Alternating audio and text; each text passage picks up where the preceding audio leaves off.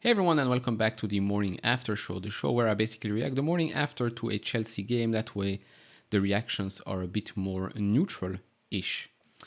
Now, we only have one game left, thank God, at home against Newcastle. Let's see if the players respect themselves enough to show the fans that maybe they care a tiny bit.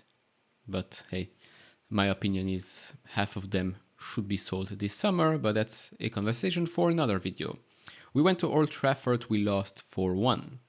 Now that said, we did have our chances, but as always, story of the season, we couldn't take those chances. We can't finish. That's what she said. We had chances. Mudryk could have scored. Of course, Mudryk, we know, such a underrated player. We underpaid for him. We should have maybe added another 100 million for that player because he did prove throughout his career that he is a winner, a very, very good person that does not put videos on social media about old people working out at the gym and showing off maybe a bit too much of their private parts. Oh no, wait. I must have been mistaken with someone else. Then we also had another sitter by Havertz, missed header. Again, we could have scored goals. We could have scored goals before United scored goals, by the way. Of course, the only good player that we signed, well, one of the best players that we signed this season is not even one that is signed on a permanent deal. João Felix, if we don't sign him in the summer, I think it's a huge L for us. Well, you can add that L to the collections of L's we've added throughout this season.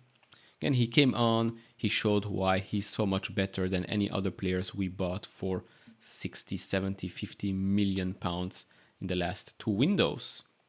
Great goal, great individual talent. Hopefully he joins the club and hopefully 10 other players leave the club this summer. Now, moving on to midfield. Midfield was pretty okay. I think Carney had a pretty good game. Noni had a pretty good game as well.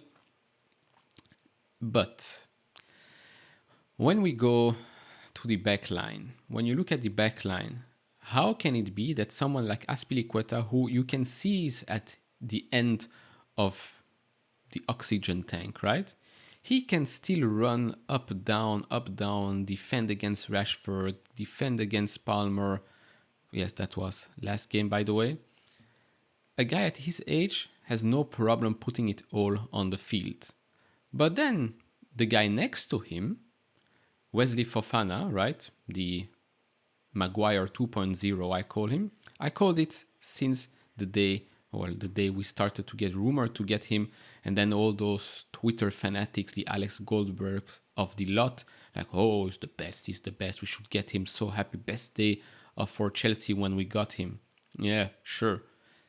The guy is not worth half the price tag, okay? He's not worth half that price tag.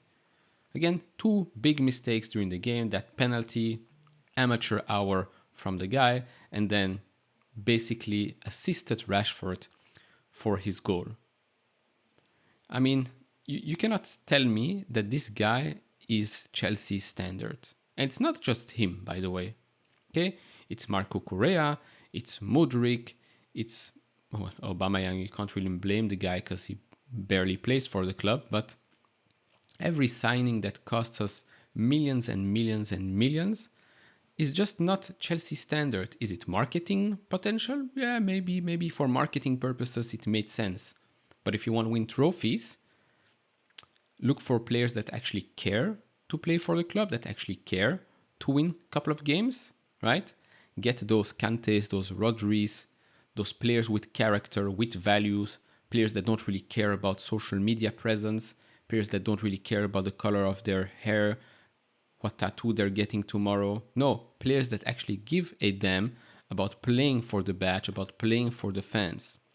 I don't think we've got that many players in the last two windows, if we're being honest. Now, if you want to look at the stats, they will pop up on the screens. So 14 shots for Chelsea, 18 shots for United, 9 on target for United, 5 on target for us. Then as always, yes, we dominate possession, 59% for us, 41% for United, more passes, better pass accuracy, etc., etc. But again, it doesn't matter. It doesn't matter. Even if we have 90% ball possession and a million passes, We just can't score goals. We are not clinical up front. And you can see the difference in class between the 5 up front from United and the 5 up front from us. You might say, yeah, but we have a young squad, etc., etc. Fine, you can have a young squad, but if you actually want to win something, don't go buy every underage player on the planet, because they are not going to win you big trophies. No, you need that experience up front. You need players that have a proven track record of scoring goals, of assisting, of having some presence on the damn field. The question was asked in the press conference to Frank, are players not good enough, or are players good enough? In his mind, probably he said directly, no, 90% of them are not good enough. You know who's good enough? Lewis Hall at left back. I've said it from the start, when we were linked with Kukurea, didn't make any sense. Why spend, I don't know, what did you spend, 60 million for Kukurea or something like that? And now he's rumored to even leave in the summer. Hopefully he leaves, hopefully Mudryk leaves. For fun now, we all sell them at a loss, I don't really care. But at least go and attract players with the same mentality as someone like Lewis Hall, who was Chelsea Academy, who is Chelsea Academy, by the way. When you look at him, you look at a player that actually cares to play for the badge, that actually cares to play for the fan. And to be honest, when I look at him, and then I automatically have to think about Mason Mount. The guy has been Chelsea's player of the season, of the year, 2 times in a row, could have even been 3 times in a row when Kovacic won it beforehand. And now, again, the same mistake as with Juan Mata. Maybe he's going to leave, maybe he's even going to leave to United. Why? Because he's had a bad season this season, was also a bit injured. Heck, the whole club has been in shambles since the new owners came in. Why is that? Well, maybe because they have no clue how to run a football club.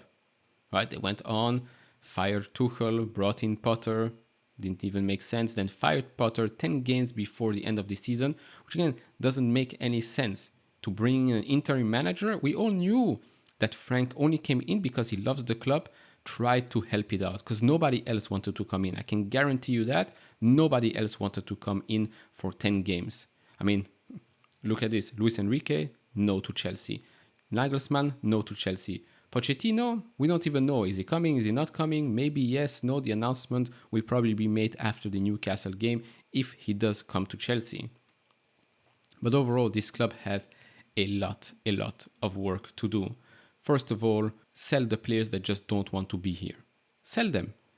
Even if you just bought them in January or in the summer, if you don't want to be at the club, if you don't want to put in the work, go. The door is there. Thank you very much. There are probably 100 other players, better players as well, that would love to take their spot at Chelsea. This is just my opinion. Of course, I'll share more thoughts in other videos, but share yours down in the comments below. If you enjoy this type of videos, leave it a thumbs up, subscribe if you have not, and I'll see you all in the next one. Bye bye.